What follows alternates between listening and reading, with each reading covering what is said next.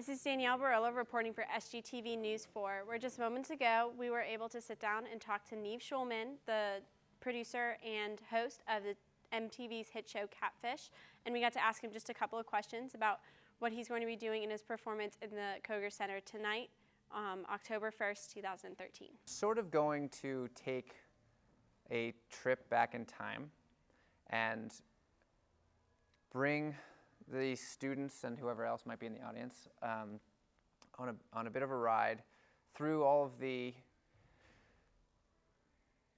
mistakes, life lessons,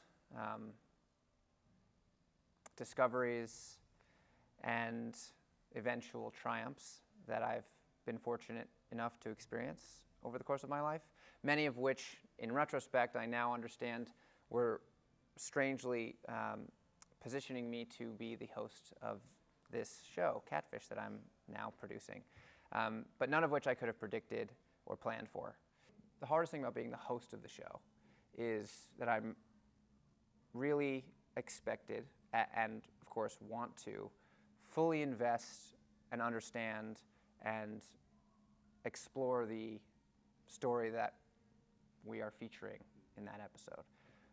And to become as intimate and involved as I can, which, you know, for me is relatively easy, but still requires a tremendous amount of energy and emotion. And then at the end of the week, I have to reset and start all over again with someone else's life, and it's just really emotionally draining. And then, of course, as a producer, because I also am the host, the hardest thing is letting stuff go. So much storyline and content doesn't make the episode just because of, you know, the fact that it needs to fit into a 42-minute show.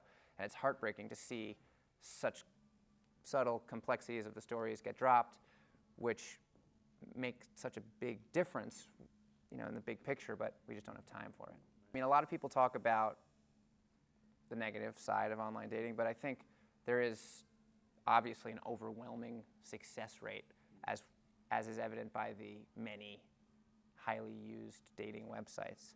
And I think what's incredible about it is that traditionally your dating pool was limited to, you know, the people that you were physically capable of interacting with, whether it was your town or your city. And that's just how people usually met, unless you traveled and met someone overseas. So now people from everywhere in the world who share interests or simply, you know, have mutual friends can be connected. No reason that they ever would have been previously, and perhaps, you know, destiny can work its magic. But of course, the problem with that, as any sort of tool that the internet is in this case, is that sometimes people shouldn't cross paths, and oftentimes that mix ends in negative outcomes. Okay. You know, the temptation is to say, like, oh, if you want to successfully date or be in a relationship, do this. But the reality is that I think, for me, the answer to finding what is now a very successful relationship was the many failures of bad relationships and the mistakes that I had to make to get here.